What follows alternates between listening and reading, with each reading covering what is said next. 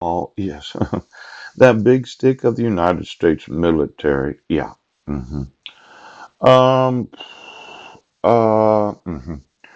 I just wanted to make mention, yeah, that when we look at my actual genetics, yeah, can we go back to 1776 and get me the actual genealogy of my family? Yeah, because if you decide to use the United States Treasury to be the big stick of the world, yes, I would say that you should check with me first. Oh, now, I happen to know a little something about Iran. Yes, I know you'd say that I don't have the intelligence that you have. Yes,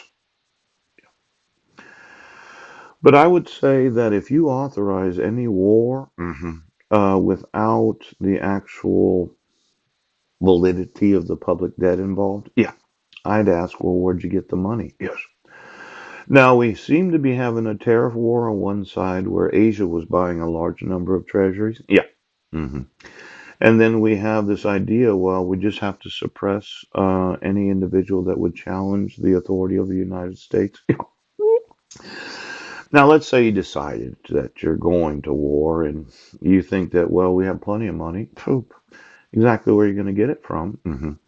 Now, I'm concerned. Okay, maybe you should check with the United States military before you decide to do any military action. Yes, because I'm sure that there are generals and admirals that realize that if you as individuals, in fact, I was thinking about the JAG. Yeah.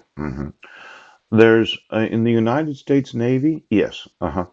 Could you get me all the attorneys that represent the United States Navy in any legal action?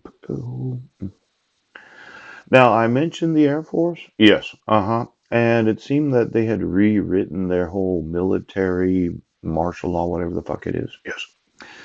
But before you decide that you're going to approve any sort of spending, pouch! I will have imprisoned every attorney of the United States Navy. Now, as I remember it, the Navy works for the U.S. Treasury. See, a long time ago, yes, approximately, 100 years ago, before there was telephones, yeah, before we had telephone poles, yes. The U.S. Navy used to travel from nation to nation in different ports. And they'd mention that we're having a little revolutionary war, and they'd go to the various royal families and ask them for some sort of support. Yes. And a lot of those in the Polish side of the world, yeah, Perusia. Well, you know, there used to be a king of Perusia. Yes. Probably looked like myself, maybe not my genetic grandfather, Raymond Arthur Arp. Yes. Might have been on the Budnik side, the Polish big nose side. But we've been having wars where the last time we went to Iraq, yeah, uh, it was like 10 or 12 years, cost $1 trillion. Yeah, because we had a terrorist attack in September 11th of 2001. Yeah, where Homeland Security got $1 trillion over the last 15 years. Yes. And it looks to me like we've really been spending tons and tons and tons of money on these various wars. Yeah. But there was no weapons of mass destruction. Now, for the admirals of the United States Navy to follow the command of the commander in chief, yes, known as the President of the United States, before you actually execute any orders from the commander in chief of the United States, I would say, yes, you better check with the United States Treasury how you're going. Well, Munchkin, am I saying your name right? See, it's one thing to be elected president of the United States. Yes, there's that oath of office, President Donald Trump. Yes. Now, I had mentioned, yes, that there are quite a few presidents that are going to be sued for violating their oath of office. And as I remember it, you were the market maker on Guam. Yeah. You were that billionaire Trump hotels and Trump casinos. Yeah. And being in the White House, yes. Oh, here it is. I do solemnly swear. Yeah. Or affirm that I will faithfully execute the office of President of the United States. Yeah.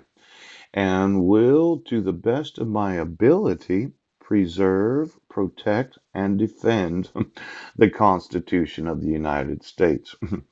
Now, the preservation of this Constitution, as I see it, I've documented approximately 23 violations of the amendment of the Constitution. And nobody's been protecting the Constitution, and there seems to be very little defense of the Constitution of the United States.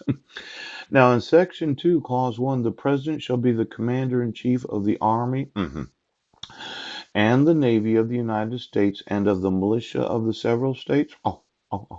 When called into the actual service of the United States, and he may require the opinion in writing of the principal officer in each of the executive departments upon any subject relating to the duties of the respective offices. And he shall have power to grant reprieves and pardons, yes, for offenses against the United States, except in cases of impeachment. Now, I'm sure you've gotten it in writing from the United States Navy and Army. Yeah, that before we decide well, excuse me, President Donald Trump. Before we decide to execute any order of the Commander in Chief of the Army and Navy of the United States, I think you should get it in writing. Yes, how the U.S. Treasury is going to pay for this. Now, I would say, yes, that if you are intentionally keeping me from any document that belongs to myself, yes. If you're keeping me from my sons because of forgery and fraud, yes. If you're keeping me from speaking to Maryland because of malicious harassment and hate crimes, yes. I I would question any conflict that is authorized by the commander in chief. Now, maybe those in the Army, yes, and those in the Navy, yes, that are actual attorneys of the adjunct generals of the United States Army should carefully consider the authorizing of any military conflict, yes, without explaining to each other, well, how are we going to pay for this? Now, we've been doing.